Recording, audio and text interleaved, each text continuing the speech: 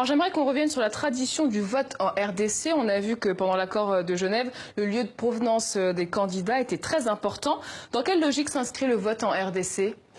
Le vote en RDC, au niveau des élections présidentielles, respecte une règle, ce qu'on appelle la règle linguistique.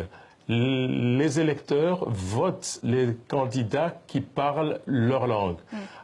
Dans l'électorat congolais, nous avons 3 grandes aires qui sont divisées géographiquement. Vous avez la partie ouest, qui regroupe une série de provinces.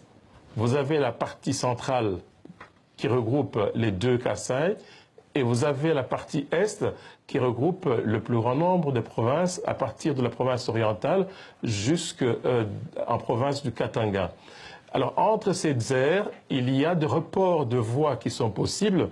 Si un candidat, par exemple, de l'ouest veut avoir des électeurs de l'est, il doit avoir un apport de voix venant de l'est. Et cet apport de voix n'est possible que lorsque l'on a des leaders de l'Est qui appellent à voter pour le candidat de l'Ouest. Et comment ça s'illustre concrètement aujourd'hui avec les candidats qui sont en course ? Tout à fait. Donc ça veut dire que le candidat de l'Ouest actuellement, qui est le candidat Fayulu, bénéficie déjà de l'appui de Jean-Pierre Bemba de l'Ouest, il bénéficie déjà de l'appui de Mouzito de l'Ouest. Et ce candidat a besoin d'avoir des leaders de l'Est. Et ici, il bénéficie déjà de l'appui de Moïse Katumbi, qui est un grand leader dans le Katanga et une partie de l'Est, auquel il faut maintenant ajouter aussi Mbusa Nyamwisi. Comme vous l'avez vu, l'accueil du candidat de l'Ouest, Fayulu, vers à Beni, où il a été grandement accueilli. Pour le cas, par exemple, de Félix Tshisekedi, qui est allié avec Vital Kamerhe, bien sûr, Félix Tshisekedi va consolider son électorat du centre. Il va avoir besoin des voix de l'Est à ajouter à ses voix. Mais dans ce cas, il faut bien se rendre compte que Vital Kamerhe n'est pas très populaire à l'Est du fait qu'il n'a fait que près d'1 million de voix en 2011.